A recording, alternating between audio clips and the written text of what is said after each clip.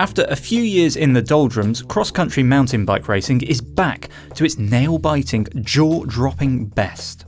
To deal with the rigours of modern XC racing, the bikes are more capable than ever, but still incredibly lightweight, with every gram watched in the pursuit of all-out speed and winner's glory.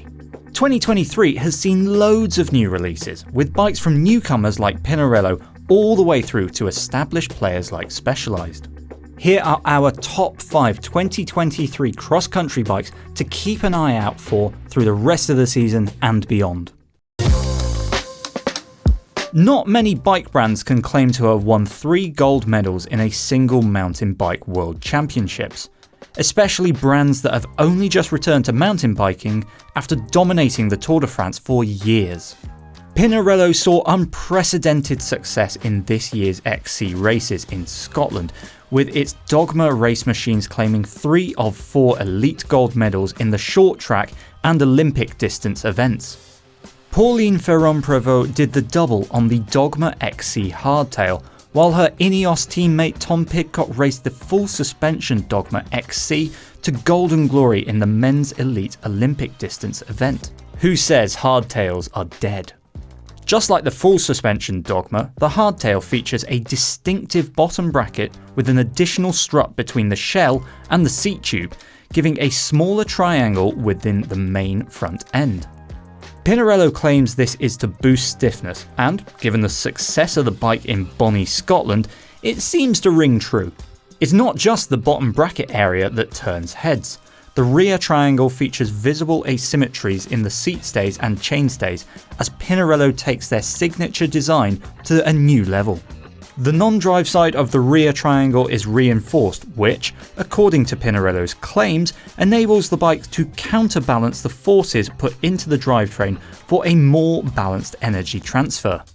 At the time of recording, Pinarello has been pretty coy on the bike's geometry, specification and pricing. All we really know is it's designed around a 100mm fork, is compatible with dropper posts and features one-piece integrated bar and stem with internal cable routing.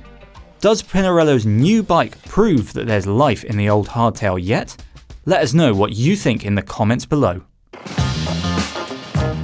As expected for the final World Championships before next year's Paris Olympics, many brands were rolling out new bikes for their racing debut. Trek was one such brand, with a revised Supercaliber appearing underneath its riders. The unusual looking frame that'll leave you wondering whether it's a hardtail or full suspension bike has had the usual longer and slacker treatment, as well as being sent to boot camp to shed some weight. Coming in around 200 grams lighter than the old bike, according to Trek, and with weights for complete bike starting at just 9.45 kilos, it definitely meets the lightweight criteria that racers demand. However, with a boost in rear wheel travel up to 80mm and up to 120mm up front compared to the previous model, as well as having 1.5 degrees lopped off the new head angle, the new Supercaliber should also be more than capable. The reach has been extended by 10mm up to 465mm on a size large, and the chainstays are now 5mm longer in a bid to boost stability in the high-speed rock gardens that litter modern XC courses. You may notice we've made no mention of a lower bottom bracket, as the bump up in travel means Trek has raised the bottom bracket height by 7mm in order to maintain adequate ground clearance. The ISO strut rear suspension remains though, with a specially designed RockShox Sid Lux doing the business, rather than having a choice of RockShox or Fox rear dampers, as was the case on the old bike. All of that tech does not come cheap. The range tops out at a cool £10,800 or $11,700. Thankfully, the range starts at a slightly more palatable £3,780 or $4,200. We have a head-to-head video coming up between the Supercaliber and a bike that shares a very similar silhouette. To find out what that bike is, make sure you stick around until the end of this video and subscribe to the channel so that you don't miss it when we publish. Ibis may not be the first name that springs to mind when you think of World Cup cross-country machines, but the XC is already proving its ability on the circuit. Jenny Rizveds, and I do apologise for that pronunciation, has taken the XC to a host of World Cup podiums in 2022. Ibis claims the XC is a bike that flat out shreds, and with geometry that wouldn't look out of place on a downcountry or trail bike, we can start to see why. With a 67.2 degree head angle and a rangy 478mm reach on a size large, the XC can certainly claim to have some of the most progressive numbers of any XC race bike out there. Using a 120mm fork as standard while allowing for longer dropper posts only emphasises Ibis's fast but fun intentions for this bike.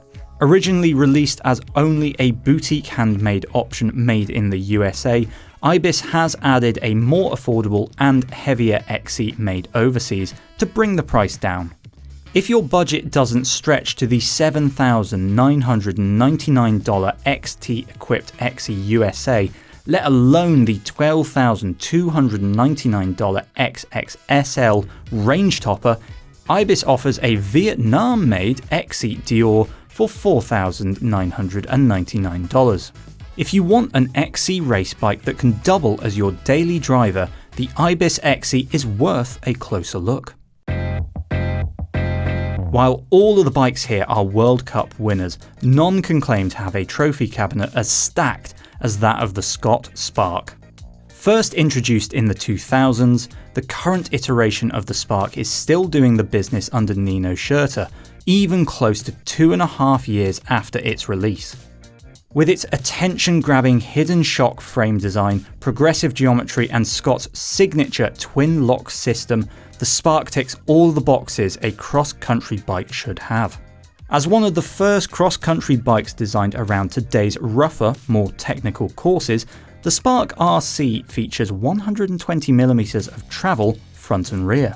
There's also progressive geometry to give riders like Schurter the confidence to charge headfirst into descents and those treacherous World Cup rock gardens.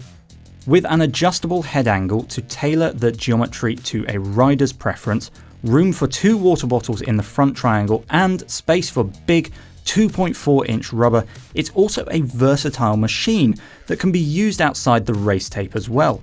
This makes it a popular choice with privateer racers.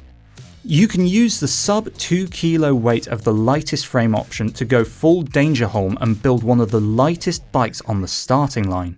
Few can match that, and few can match the Spark's price tag either, with the range-topping RC SL costing £14,999 or dollars.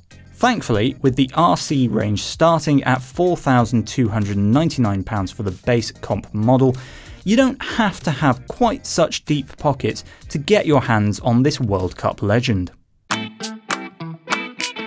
We promised to bring you the Supercaliber's main rival, and here it is, the new Specialized Epic World Cup. The brain-equipped full suspension Epic has been around even longer than the Spark and has racked up multiple wins over the years. For 2023 though, the Epic treads a new path. It had already ditched the FSR horse link pivot for flex days with the previous generation, and the new bike takes things to the next level as, shock horror, the brain is now dead. In the rear shocks at least. Not only that, the Sid Lux WCID rear shock, co-developed with RockShox, moves into, rather than under, the top tube. The integrated shock has no form of on-the-fly external pedal adjustment like other shocks on the market. Instead, you adjust the negative air in the shock to provide your pedal platform. Specialized says that there are 3 settings: no gulp, the firmest, most efficient mode, half gulp, a middle road of efficiency and traction, and full gulp, the softest setting for soaking up the roughest descents. Unlike the Supercaliber though, where the extended seat stays actuate the shock, the Epic still uses a small rocker link, so is arguably more of a full suspension bike than a softail. What do you think? Let us know in the comments below. Whereas other bikes, like the Spark, are getting bumps up in travel, the Epic World Cup actually has less travel out back than its predecessor, sporting just 75mm of bounce, down 25mm from the previous model's 100. It does see a boost in fork travel though, as it now sports a custom 110mm RockShox SID SL fork up front. If you want to know about the new Epic World Cup, be sure to check out our first ride review with the link in the description. Subscribe to the channel and click the bell icon so that you don't miss out on that massive head-to-head battle of two giants of XC racing.